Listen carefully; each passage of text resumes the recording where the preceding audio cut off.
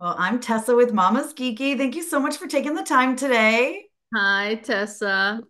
How Uh, are you? Good. How are you? I'm good. I'm good. I've got to say, I loved the first season of this, so I was so excited that it was coming back. But what was your reaction when you found out it was going to come back? I was so thrilled. I mean, I thought the first animation where it took Gizmo and Sam, who was a little kid of of the original Gremlins, where he was this elderly, mysterious man. And kind of like bringing that origin story to life, with this family and the 1920s and Shanghai, and people got it. I think the animation was fun and scary, and the family unit, people just clicked with the characters. So I'm thrilled to have season two because now we get to tell the full story, you know. Yes. And also it's a personal story for one of our producers and writers, Tze Chun. He really incorporated a lot of, I think, his own grandfather's stories of being an immigrant and coming to America and what that was like. And it kind of like is great to tie his personal stories with, Gremlins. And I mean, I grew up with just loving watching the Gremlins and getting scared, out of my wits. And the animation, there are parts of it that still makes me jump. They did a really good job for a cute animation to They did. create the scare. Yeah. Yeah, absolutely. I watched it with my daughters. They're 11 and 13, and there were moments we were all like, "Ah, what?" You know?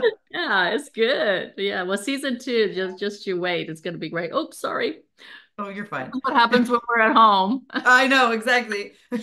So speaking of season two, so what are you most excited for fans to see this season? In season two of Gremlins, you get to experience um, what it's like for Chinese immigrants to come to America, and also like how there were all these like Chinatowns that were created to take care of um, a lot of these immigrants and how they were treated in certain ways.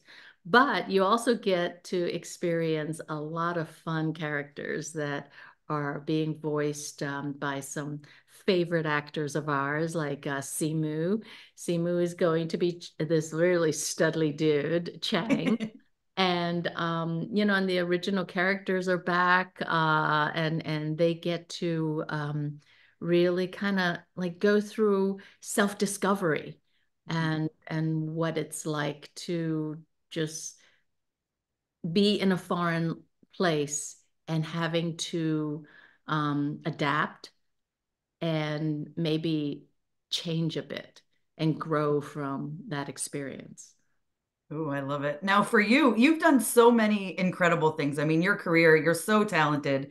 So, Oh, what was it about? It's true. It's true. I mean, come on, Star Wars, Marvel, like so many things. I feel like you can have the pick of the litter. So, what yeah. was it about Gremlins that made you say yes?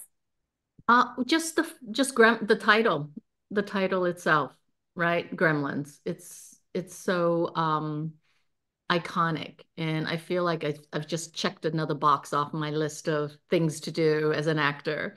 I love all these franchises, and I feel like I'm living my childhood dreams, or actually reliving them. And Fong, the character that I play, I really relate to a lot because she's a mom, I've been a mom for over 20 some years, and it's understandable for me just to like be her. Mhm. Having kids and then, an elder parent to take care of.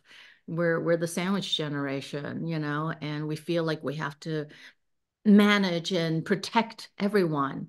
And in reality, I think what Fawn goes through in season two is that maybe everybody can take care of themselves, and she can sort of let that go a little bit. Let Sam make decisions and let Sam, figure things out.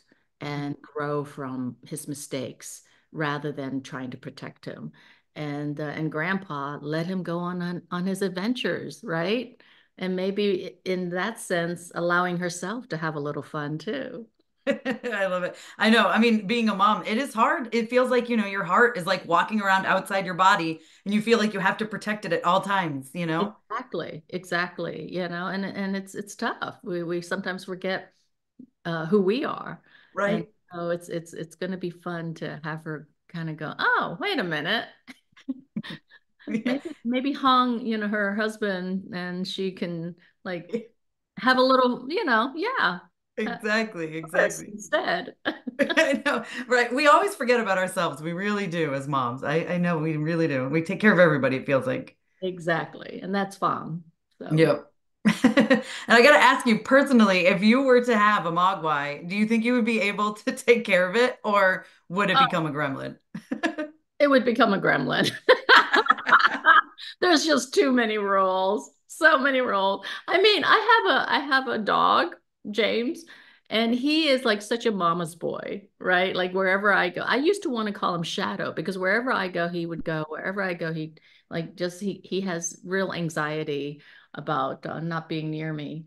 And now he's 12 years old. He's got like an old man's bladder, So when he wakes up at 3 a.m. and needs to be walked, who does he wake up? Me. So yeah, so with Gizmo, yeah, I definitely know. turned into a gremlin. There's a lot of rules, like, and I love that they reiterate them a lot throughout the show, but it's like, can't get them wet. I'm like, anytime I see water near them, I'm like, no, what's gonna No, yeah, happen? can't get them wet. No sunlight, they'll die. Yeah. Um, Can't eat after midnight. and Like, after midnight, yeah, yeah. it's a lot.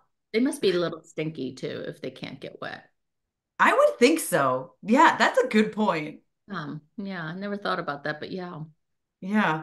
because I'm already like James needs a bath. Yeah, exactly. And then final question I want to ask you because we've seen a lot of, live action turn into animated, animated turn into live action. If they were ever to want to take this and do a story with this live action, would you be down to join? Completely. Yes, absolutely. Oh my gosh, that would be, although I've done a horror piece before, it is one of the hardest genres to do. It really is. Because you're always like having to be like fearful in Mhm. certain aspects, and that's a lot of anxiety on the body. Yeah. Yeah, but I would love it. It would be so fun. Like all these animatronics, everywhere. Like Yeah. that's what Grogu was, right? Baby Yoda. Like I think he's a descendant of the grand. I'm sure people don't want me to say that, but they're both so adorable. Yeah. Mhm. Awesome. Well, thank you so much for your time. I appreciate it. And congratulations on everything you've done. I think you're such a talent. So Thank you, Tessa. Really great thank you talking so much. to you. Yes, you too. Perfect. Awesome. Well, thank you guys so much for taking the time today. I appreciate it. Yeah, Thank you this for is having fun. us. I love the first season, so I was super excited that it was coming back. But how did you all feel when you heard the news? Oh, thrilled. I mean, I think we knew for a while, because we were renewed before we aired. So we Yeah. had like a really big secret to keep for a really, really long time. So I think the relief and the excitement really came when it was announced that season two was coming out, and we were like, "Yay, we can talk about this. Let's go." I agree Finally, with everyone that. Yeah. knows. Yeah. It felt like it I was love almost it. baked in for the second season. We were just like, oh, we felt like I don't remember being told necessarily. I just kind of feel like we were just like it's felt inevitable in some weird way. Yeah, same.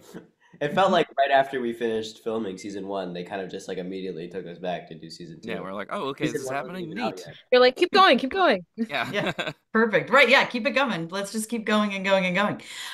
One thing I really love about this is obviously we're heading to San Francisco now, so we get to explore that side of things. And we do get to see different sides for everybody, right? Gizmo's going through it Yeah. here, as is Sam and Elle. I mean, everyone really is. So what was it like getting to explore more and such a stark difference really with your characters? I can go. For Gizmo, it's fun because you really only get to see Gizmo be at the far end of the spectrum, sassy. You know, where like that's as close as he gets to the sort of evil Mogwai side. So to see him going through sort of Mogwai puberty and having to suppress his deep, dark, possibly evil tendencies this season is so much fun because he goes from to like, having him run the gamut is really exciting, and it was really funny to try to play while we were recording and trying not to sound too evil, or too far away from Gizmo, but keeping a balance was really entertaining and also just funny to record in the booth because we also hadn't done that at all in the first season. Yeah. So yeah. How about for you two? Yeah, I mean, I think in season two, I've been really enjoying exploring Elle's vulnerability, getting to explore that side of we all have feelings. Let's talk about it. Let's deal with it. And I think this season has been very therapeutic for Elle. She's wrestling with who she wants to be in the future, and I think that's very relatable for young kids and teens out there, and even adults. People don't understand that even when you get into your late teens and especially your early 20s, the development does not stop. The feelings do not stop. So I think that's really been a joy to explore with Elle. And I feel like fans are really going to resonate with her story. Happens in your 30s too, where you're like, who am I? Really? Oh my God, Oh, yeah, It it never doesn't ends. stop. Unless you're No. just hold like, on tight. well, I have a home in the middle of nowhere and I am a father now and that's my whole identity, but I don't have that. I'm constantly like, who am I? So yeah. Isaac, for you, what was it like getting to explore more with Sam? I think it was fun. Not I think. It was fun. Like maybe it was fun. It was I can't fun. I don't remember. know. I mean, I think Sam throughout the entirety of season one was kind of just this more like shy, a little bit more awkward, a more rule following and less like wanting to be a more outgoing version of himself. And going into season two, he kind of becomes this more rebellious, this more adventurous, this more version of Sam that's kind of growing into the Sam that we know in the future, who appears in the original movie at the start. And so I think that like overall, like Sam has been a fun character to play, but specifically in season two, it was just way more fun than it was because I got to explore a new side of Sam that was this more adventurous, more silly, more fun version to play than the shyer and more timid version of Sam in season one. Yeah, he's definitely coming into his own. He's getting more comfortable in his skin, it feels like, which I like seeing. So also when you guys got the scripts for this season, was there something you were like most excited to see come to life that you can talk about? Oh. Nothing I can talk about. Trying to think. Noggin. I think seeing Noggin come to life was. Again, I'm allowed to talk about Noggin, right? Yeah, I can Yeah, go I think in. it was in the trailer. I'm pretty Okay, sure. good. Yeah, I'm just excited to see George Takei do his thing, and yeah, that's it. I was just excited for him to be there and to have those interactions between him and Gizmo and the crew. I'm trying to think if there's anything. God, Gabby, do you have anything? That was Yeah. also so long ago for us too. Yeah, that's fair. Record this years in advance, and then when it's time for it to come out, we're like, wait, what happened? But I remember being in the booth doing what we call ADR. So we were going back and recording lines that they needed to get again or new lines. And I was in there and I was listening to the scene that was playing on the screen. And when you do voiceover now in 2024, 2023, when we were recording this, you're just by yourself. You don't get to record with your other castmates. So I'm listening to the clip that they're playing on the screen for me to match the dialogue to, and I'm like, wait, who's the other character? Like I this is peeking in my childhood brain. What is this? Who is this? Is that Dr. Facilier from The Princess and the Frog? Like what? So I completely geeked out. And that was an exciting moment for me, I remember. Yeah, That's so cool. I mean, I Awesome. think Glad like he the was in this. overall like the cast list was like, I mean, seeing all the new guest stars that were appearing is like that Yep. was pretty cool. And I don't know who specifically I can talk about, but they're all like, you know, Yeah, there's That a couple where I'm I like, know. you got them? yeah, Yeah. exactly. We get to Simu. interact. Yeah, but we didn't. It's Oh funny yeah, because again, yeah, Simu is like, we're I mean, going the off fact that Simu's on scripts. there is awesome. Yeah, Yeah. so we don't necessarily know what scenes we're doing with these people, and it's yeah, there's a bunch of fun surprises in there. I know What's that's so interesting that you guys are in a scene with someone, but you're not actually in a scene with them. Yeah, Yeah, Yeah. 1,000,000%. What I was gonna say was it's insane that Isaac, the three of us, were having full-blown conversations with Simu and we didn't even know it. yeah. No, Like I you think watch it it's back and you're like, wow, that's crazy. yeah. But we had no idea. First question I want to ask you guys is what is the thought process behind changing the title? So, season one, Gremlins, Secrets of the Mogwai.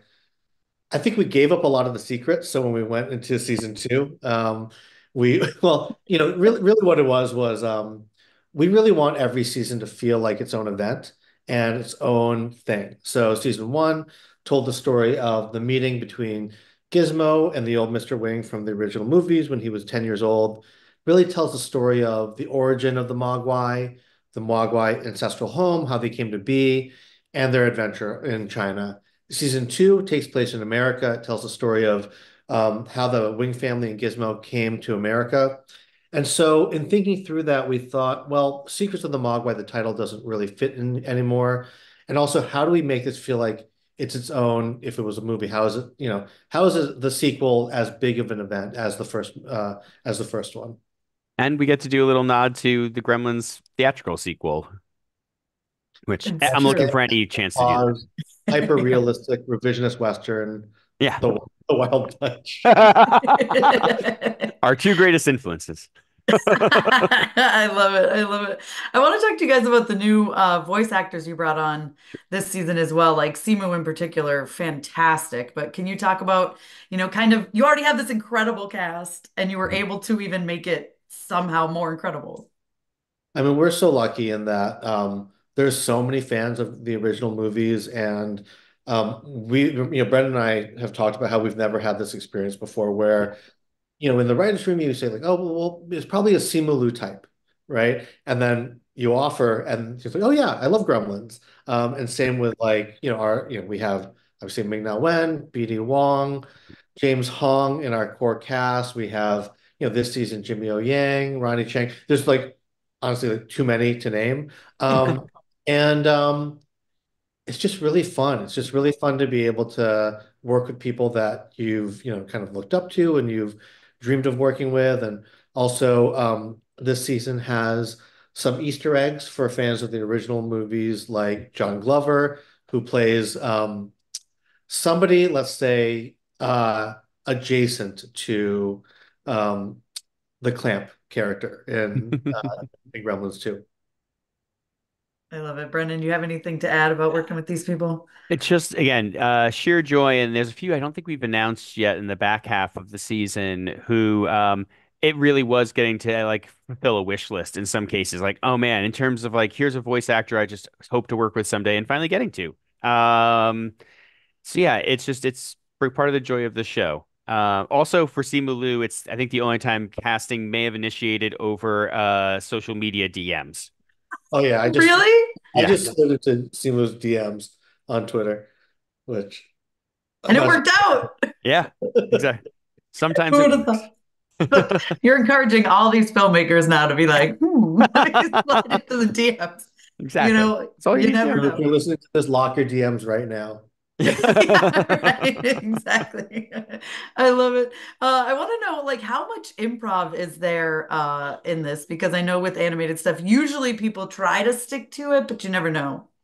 Not a ton, with one exception, and I think it does make it one of my favorite scenes of the season. By and large, yeah, just for what you're saying exactly. It's like animation is something where you really have to plan things out far in advance, and you can only shift things so much. That said, when you have Ronnie Chang and Jimmy O Yang recording together, and just riffing, we probably have an extra like 20 minutes of just everything that they did that cannot be used, some of which really could never be used in a family program, but it was absolutely hilarious and amazing. I think a lot of what came out of it and even did make it to screen was just them riffing and improving. Oh my gosh. You guys just have to release that for funsies somewhere. Yeah. I feel like animate Yeah. it and put it out there. In particular, I remember Ronnie has a run of all the things that the dragons feel that they are to blame for in the world, and it's like apologizing for all the things across centuries that they have created and done wrong. That goes so insane, and yeah, he's a talent. He's amazing. Oh my gosh, I love them both. So Yeah. now, I mean, I really feel like I'm missing out, not seeing all of this, to be honest with you guys. Is there something you just said that's one of your favorite scenes, but is there something that you're really excited for the fans to see this season? I mean, it's so hard to choose because the way that we approached this season was kind of the same that we approached season one, where every episode has kind of been a new location. There's some new big bad or creature or mystical thing that they're trying to get to the bottom of. And so, we really feel like we poured our heart into every single episode. And there's something really fun that at least I'm looking forward to audiences reacting to in every location with every new character. I think the season is really jam-packed with lots of fun. Yeah, agreed on that. In particular, I will say for myself, two things. I could probably pick something from every episode, but just the two of the whole season. Um, One is, and at the very end in the season finale, there is a one of my goals in this is I'm also a big music geek. There's a Gremlins musical number at the end of the season that I can't wait for everybody to see. And then the other one is a noggin centric episode. I'm a huge fan of the Brain Gremlin. I was so happy when we came up in season one with our little way to do our version of that and homage to that. So the fact that we get to have a full episode really centered around Noggin and getting to see his point of view and just letting George Takei run with that, that's yeah, dream come true. Can you tell me how this musical number came about? There's a musical number. I will leave it as a surprise for the end of the season on that one. It's yeah, it works. It just feels like a natural progression somehow out of the zaniness that we get to. Oh my gosh, now I'm so excited because I didn't get the full season I and I'm know. like, Sorry to tease that. yeah, you're like, by the way, just wait for this. I can't wait. I mean, as it is, I think we got five. I think we got five episodes. And Yeah, I'm I like, believe that's they're because it's doing half the this season, I think. exactly. Yeah. They're doing it in two drops. So yeah, it's getting half the season on October 3rd, half the season down the road. So yeah, Yeah. something to So look that's forward why you to. didn't give us all of it. Come on. Sorry. It's okay. I just have something to look forward to. I'm excited. Exactly. Yeah. And can you talk about the decision to do that, to put it in two drops? Because it's so funny because sometimes you put a whole season, sometimes it's a weekly Hmm. release. Now there's people are playing with, Yeah. multiple episodes a day. I think I mean, honestly, it was a decision that above our pay grade. That said, I'm happy for any version that spreads it out for people because we started working on this during the pandemic. I think literally Z and I pitched season two like week two of the pandemic. So it's been years working on this. So it always is on the creative side, slightly frustrating when it's like, here's 3 years of our work and you can watch it in an afternoon. Yeah. Versus if it is a weekly or bi-weekly or again, or in multiple chunks of drops, it just spreads it out so you get to feel like, okay, our work is, people are actually sitting with it for a bit, talking about it, spending some time with it. And there is a natural break in season two in the midpoint of it. And, that was something that we did intentionally. And I think that it'll work. I think that there's a fun cliffhanger at the end of episode five Mhm. that hopefully will bring audiences back for episode six through 10. Yeah, I do like when something keeps the conversation going. That's why I prefer a weekly release Yeah, for most things. But this is a good way to, I guess, best of both worlds, right? that's the hope. Yeah. And then how would you guys describe this season for fans? Um, well, I think in the writers' room, what we were hoping, and I do think that, the season is bigger, more epic. I think that there's more emotional stories for all the other characters as well. Um, and it's just really fun to show all of the characters that you've grown to love in season one in a new environment, which is the Old West, and to explore Western mythology in addition to Chinese mythology. Um, but what we really tried to do over the course of the season was to tell a really emotional story for all of our characters against the backdrop of this wild, epic adventure while also having a lot of fun and keeping with the tone of the original Gremlins movies in the first season. Mhm. Funny, scary, and especially super weird. I think that is the fun. We got to run even a little wilder this year. I think if anything, it is in keeping with our show's title there, The Wild Batch, because everything's now been established in season one. That did the heavy lifting. We could Mhm. just go deeper on some emotions, especially also we can explore our ensemble. We have a pretty big cast now. So it's like we can explore everybody a little further and go weirder. Yeah. Well, I was going to ask you about finding the balance because we do really get to see everybody, you know? Mhm. And I feel like that's got to be hard to make sure you get moments for every single character. So what is it like trying to find that? Um, well, I think in the writer's room, my point of view was always let's very quickly try to break everyone's hearts. And then over the course of the season, how do we put them back together again? But we really, we wanted to take big swings with every single character and make sure. I mean, one of the most fun things about seeing the audience reaction to season one were that people really loved our cast. The ones, not just Sam and Gizmo and Elle, but Sam's parents, Grandpa Wing. Mhm. And so just really trying to make sure that those characters also have the really fun, emotional stories that the audience could really invest in. Yeah. And Yeah, it was I our was chance to use to also it's like when you have James Hong or when you have Ming-Na Wen, I just want to come up with any excuse to have them in the show even more. That's what I was gonna say. I love them. They're so fun. Yeah. Like I love the daughter-father Oh yeah. relationship that they have, which is always like I like I feel bad she's stuck. I feel like she's stuck in the middle, right? Between her Yep. dad and Sam. She's like, what the heck? My kid and my dad are gone. Exactly. No, it's the most frustrating version of a sandwich generation kind of role. I mean, one of the things that we always talk about in the writers' rooms is how do we, stay true to the original movies? How do we tell, look at what appealed to people in the original movies? And in the original movies, Billy's mom has probably the most badass Yeah. set piece in the entire movie when she's putting gremlins in blenders in the microwave. And we just wanted to make sure that the parents in the story and Grandpa Wing had equally badass things to do. Yeah. Amazing. Well, thank you guys so much for your time. And I loved these first 5 episodes, and I can't wait for this musical Yay. number. You've set it the That's bar so high, so I can't wait. what I Thank try. you so much. Yeah. Thank you so much, guys.